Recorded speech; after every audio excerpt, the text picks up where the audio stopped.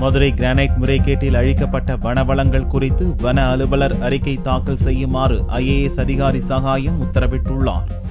Granite முறைகேடு தொடர்பான 12ஆம் கட்ட விசாரணை மேற்கொண்டு வரும் IAS அதிகாரி சகாயம் ஏற்கனவே பல்வேறு துறை அதிகாரிகளுக்கு சம்மன் அனுப்பி அவர்களிடம் பதிலறிக்கை மற்றும் விசாரணை நடத்தி வருகிறார். இதன் அடிப்படையில் மதுரை மாவட்ட வன அலுவலர் நிகா ரஞ்சன் வியாழனன்று சகாயம் முன் ஆஜராகி விசாரணைக்கு ஒத்துழைத்தார். கிரானைட் கொள்ளைக்கு சாதகமாக அழிக்கப்பட்ட வனவளங்கள் குறித்து அறிக்கை அளிக்குமாறு அதிகாரி சகாயம் அவரிடம் வலியுறுத்தினார். அதை ஏற்ற நிகா ரஞ்சன் வரும் 28ஆம் தேதியன்று அறிக்கை தாக்கல் செய்வதாக உறுதியளித்தார். இந்த கிரானைட் குவாரிக்காக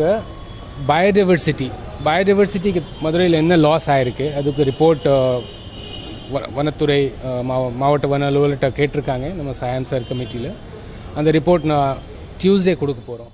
மாவட்ட வன அலுவலரின் அறிக்கைக்கு பின்னர் கிரானைட் முறைகேட்டாளர்கள் மீது மேலும் சில வழக்குகள் பாய வாய்ப்புள்ளது.